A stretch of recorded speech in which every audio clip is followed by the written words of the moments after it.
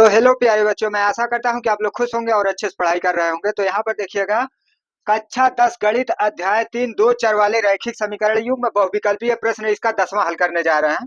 तो अब आप लोग देखेंगे इसका 10वां प्रश्न।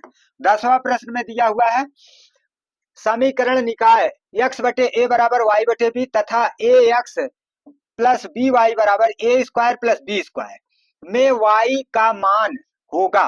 मतलब इसमें x का मान हल कर लीजिए और दूसरे समीकरण में x का मान रखिएगा, तो y के रूप में जो है y का मान जो है प्राप्त हो जाएगा। तो समीकरण एक यहाँ लिखते हैं नीचे, x बटे ए बराबर y बटे बी, x बटे ए बराबर y बटे बी। तो इसको हल करने के लिए x बराबर हल करेंगे तो यहाँ a का भाग हो रहा है, इधर ले जाएंगे a का गुणा हो जाएगा। इसका मतलब x बराबर हो जाएगा, इधर आएगा a का गुणन, तो a y और बटे में जो है b है, तो x का मान a y बटे b हो गया। अब इस मान को हम समीकरण 2 में रखेंगे। तो समीकरण 2 यहाँ दिया हुआ है a x plus B Y बराबर A square plus B square. यह समीकरण नंबर 2 है, यह समीकरण नंबर 1 है और यह समीकरण नंबर 2 है।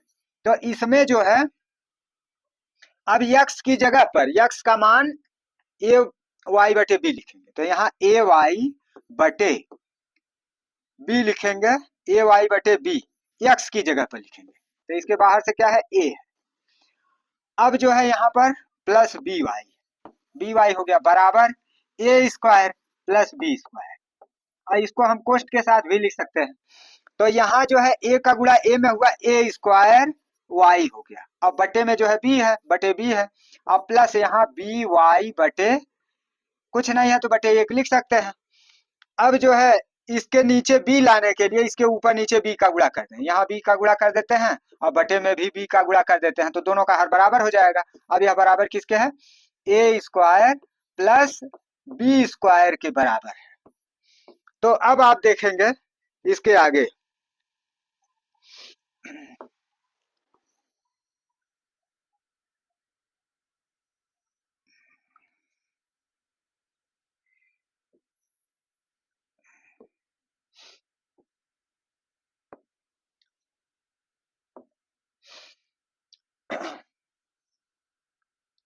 तो इसके आगे आप देखिएगा यहाँ, अब इसका गुणा हमने किया तो ए स्क्वायर वाई और बटे बी है, और यहाँ बी का बी में तो प्लस बी स्क्वायर वाई बटे 1 का गुणा बी में, तो 1 का गुणा बी में किए तो बी हो गया।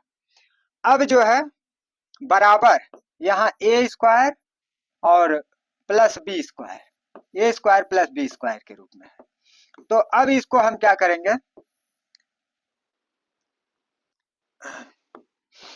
फिर जो है अब इन दोनों का हर बराबर है, तो अब हम ऊपर वाला एक साथ रख देंगे, तो यहाँ लिखेंगे ए स्क्वायर वाई और प्लस बी स्क्वायर वाई और बटे में एक ही बार बी लिख देंगे क्योंकि दोनों का हर बराबर है, तो बटे जो है बी लिख देंगे। अब बराबर किसके है, ए स्क्वायर प्लस बी स्क्वायर के।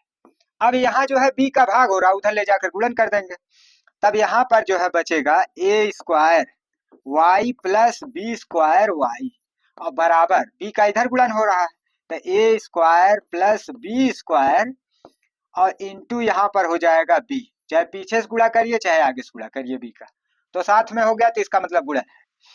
अब जो है इन दोनों में y कॉमन हो रहा है, तो y कॉमन कर लीजिए, इसमें ए स्क्वायर और प्लस और इसमें जो है प्लस बी स्क्वायर बच रहा है, दोनों में y कॉमन ले लिया, तो इसमें ए स्क्वायर इसमें बी स्क्वायर, तो ए स्क्वायर प्लस बी स्क्वायर बचा। अब बराबर इस साइड में ए स्क्वायर प्लस बी स्क्वायर और इसके साथ बी का गुणन है, तो दोनों साइड में अगर एक चीज का गुणन होता है या भाग होता है या जोड़ होता है या घटाना होता है तो कट जाता है, तो इसलिए ए स्क्वायर प्लस बी स्क्वायर का इधर भी गुणन हो रहा है इधर भी गुणन हो रहा है, तो इसका मतलब यह दोनों जो है दोनों साइड से A square plus B square cut गया। इसका मतलब क्या है कि y बराबर किसके हो गया, बी के। अब y बराबर बी के हो गया, तो y का मान b हो गया, तो b जो है इसके सी पार्ट में है, इसलिए 10वां का सी पार्ट का उत्तर जो है सही उत्तर है।